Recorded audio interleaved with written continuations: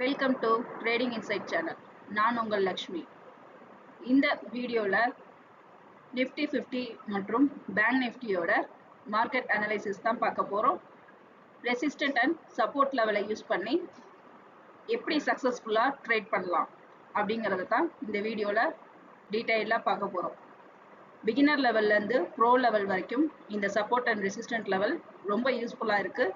இதை எப்படி கால்குலேட் பண்ணலாம், சார்ட் பேட்டர்னை வச்சு ரெசிஸ்டன்ட் அண்ட் சப்போர்ட் லெவலை எப்படி நம்ம கால்குலேட் பண்ணலாம் அப்படிங்கிறது தான் இந்த வீடியோவில் டீட்டெயில்டாக பார்க்க போகிறோம்.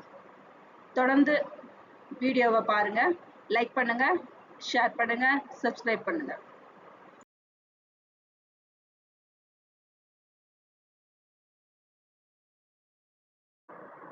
முதல்ல நிஃப்டி 50யோட போஸ்ட் மார்க்கெட் அனாலிசிஸ் பார்த்துடலாம்.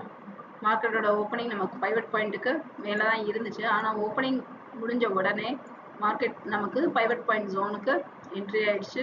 ஜோனில் என்ட்ரி ஆகி பைவட் பாயிண்ட் ஜோனை எக்ஸிட் பண்ணாமல் மார்க்கெட் வந்து பைவட் பாயிண்ட் ஜோன்லேயே ட்ரேட் ஆகி பைவட் ஜோனுக்கு கீழே எக்ஸிட் ஆகாமல் பைவட் பாயிண்ட்டுக்கு கீழே நமக்கு மார்க்கெட் வந்து க்ளோஸ் ஆகிருக்கு.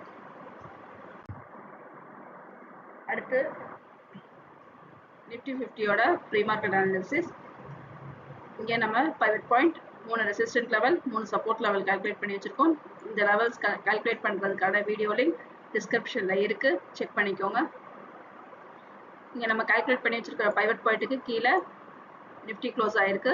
இதை தொடர்ந்து மார்க்கெட் வந்து பைவட் பாயிண்ட்டை தாண்டி மேல் நோக்கி நகர்ந்துச்சுன்னா முதல்ல 24,952 வரைக்கும் போகிறதுக்கான வாய்ப்புகள் அதிகம் உண்டு. இந்த இடத்துல நமக்கு இதுதான் மெயின் ஜோன். இந்த ஜோனை அடுத்து எக்ஸிட் பண்ணுச்சு அப்படின்னா 25,051 வரைக்கும் போகிறதுக்கு அதிக வாய்ப்பு உண்டு. அதாவது 25,000 தாண்டி நமக்கு மார்க்கெட் மேல் நோக்கி நகரும். மேலும் இந்த ஜோனையும் எக்ஸிட் பண்ணுச்சுன்னா 25,121 வரைக்கும் போகிறதுக்கு அதிக வாய்ப்புகள் உண்டு. பைவட் பாயிண்ட்டுக்கு கீழே மார்க்கெட் நகர்ந்துச்சுன்னா 24,783 வரைக்கும் போகிறதுக்கு அதிக வாய்ப்பு இருக்குது. இந்த ஜோனை எக்ஸிட் பண்ணுச்சுன்னா 24,712 வரைக்கும் போகிறதுக்கான வாய்ப்புகள் அதிகம் உண்டு. இந்த ஜோனையும் எக்ஸிட் பண்ணுச்சுன்னா 24,614 வரைக்கும் நமக்கு மார்க்கெட் போகிறதுக்கு அதிக வாய்ப்புகள் உண்டு. இந்த 614 தாண்டிச்சுன்னா நமக்கு மார்க்கெட்டில் அடுத்து இந்த சார்ட் பேட்டர்னோட 24,500 கிட்ட நம்ம வந்து ஒரு ஜோன் செட் பண்ணிக்கலாம். இதே இது பார்த்தோம்னா இப்போ 2 லெவலுக்கு நடுவில் மார்க்கெட் வந்து எப்படி நமக்கு சேஞ்ச் ஆகுது அப்படின்னு பார்ப்போம். அப்படின்னா இந்த இடத்துல 2 லெவலுக்கு நடுவில் பார்த்தீங்கன்னா இந்த சார்ட் பேட்டர்ன் மேட்ச் ஆகுது இல்லையா? அப்போ இங்கே நமக்கு ஒரு மாற்றம் வர்றதுக்கு வாய்ப்பு இருக்கு, நடுவில் 2க்கும் நடுவில். அப்போ நம்ம இதுக்கு முன்னாடியும் லெவலுக்கு நடுவில் இந்த மாதிரி நமக்கு சார்ட் பேட்டர்னோட கம்பேர் பண்ணோம்னா மார்க்கெட்டு இந்த மாதிரி நமக்கு நடுவில் எக்ஸிட் ஆகுது. இங்கே பார்த்தீங்க அப்படின்னா பைவட் பாயிண்ட்டுக்கும் சப்போர்ட் லெவலுக்கும் நடுவில் இங்கே மேட்ச் ஆகுது. அப்போ அந்த இடத்துல நமக்கு ஒரு மாற்றம் கொடுத்துருக்கு. இந்த மாதிரி நம்ம சார்ட் பேட்டர்னோட கம்பேர் பண்ணோம்னா எந்த இடத்துல மாற்றம் வரும் அப்படிங்கிறத நம்ம முன்கூட்டியே தெரிஞ்சுக்கலாம். அடுத்து 1 hour டைம் ஃப்ரேம் சார்ட்டில் 2 பாக்ஸ் வரைஞ்சிருக்கோம் இல்லையா?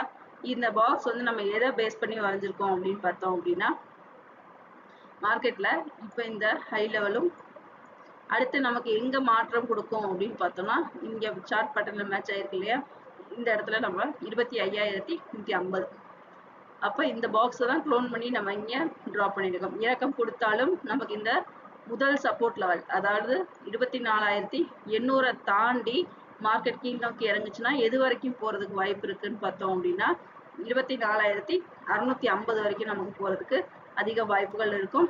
அப்புறம் இந்த சார்ட் பேட்டர்னோட, அதாவது இங்கே மேட்ச் பண்ணியிருக்கோம், இதை எக்ஸிட் பண்ணிச்சு, இதையும் தாண்டி கீழ் நோக்கி இறங்குச்சுன்னா அடுத்து நமக்கு 24,500 வரைக்கும் போகிறதுக்கு அதிக வாய்ப்புகள் உண்டு.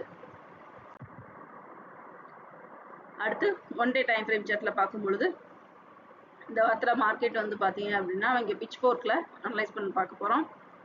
இந்த ஹை லெவலுக்கும் லோ லெவலுக்கும் ட்ராப் பண்ணியிருக்கோம். இப்போ இந்த இடத்துல மார்க்கெட்டில் மிட் லைனில் நமக்கு இங்கே டச் ஆகிருக்கு.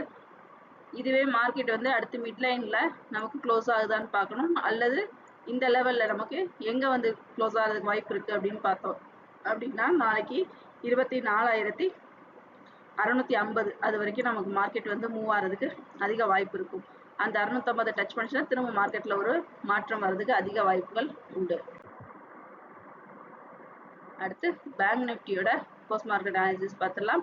இங்கே மார்க்கெட்டோட ஓப்பனிங் வந்து பார்த்தோம்னா பைவட் பாயிண்ட்டுக்கு மேலே தான் இருக்குது. மேலே இருந்து மார்க்கெட் வந்து சப்போர்ட் நமக்கு ரெசிஸ்டன்ட் லெவல் 1 டச் பண்ணலை. டச் பண்ணாமலே மார்க்கெட் வந்து திரும்பவும் பைவட் பாயிண்ட்டை இங்கே தாண்டி பைவட் பாயிண்ட் ஜோன்லேயே நமக்கு இங்கே க்ளோஸ் ஆகிருக்கிறத பார்க்குறோம். அடுத்து பேங்க் நிஃப்டியோட ப்ரீ மார்க்கெட் அனாலிசிஸ். இங்கே இந்த ரெசிஸ்டன்ட் லெவல் பைவட் பாயிண்ட் கண்டுபிடிச்சி வச்சுருக்கோம். இந்த பைவட் பாயிண்ட்டுக்கு கீழே தான் மார்க்கெட் வந்து இங்கே க்ளோஸ் ஆகிருக்கு. நமக்கு இதையும் தாண்டி பைவட் பாயிண்ட்டுக்கு மேலே மார்க்கெட் நகர்ந்துச்சுன்னா முதல்ல 55,973 வரைக்கும் போகிறதுக்கான வாய்ப்புகள் அதிகம் உண்டு. அப்போ நமக்கு என்ன இங்கே பேட்டர்ன் வந்து நமக்கு இந்த பேட்டர்னுக்கு ஜோன் செட் பண்ணிக்கலாம். இதை எக்ஸிட் பண்ணிச்சுன்னா அடுத்து 56,232 வரைக்கும் போகிறதுக்கு வாய்ப்பு இருக்குது. அதாவது 56,000 நமக்கு திரும்பவும் உடைக்கிறதுக்கு வாய்ப்பு இருக்கும். இப்போ இதை தாண்டிச்சுன்னா 56,397 வரைக்கும் போகிறதுக்கான வாய்ப்புகள் அதிகம் உண்டு. பைவட் பாயிண்ட் கீழே மார்க்கெட் இறங்குச்சுன்னா 55,549 வரைக்கும் போகிறதுக்கான வாய்ப்புகள் உண்டு. இந்த ஜோனை எக்ஸிட் பண்ணுச்சுன்னா 55,384 வரைக்கும் போகிறதுக்கான வாய்ப்புகள் அதிகம் உண்டு. இப்போ இந்த ஜோனையும் எக்ஸிட் பண்ணுச்சுன்னா 55,125 வரைக்கும் போகிறதுக்கான வாய்ப்புகள் அதிகம் உண்டு. இப்போ இந்த லெவலை தாண்டிச்சு. இது நமக்கு ரொம்ப முக்கியமான லெவல்.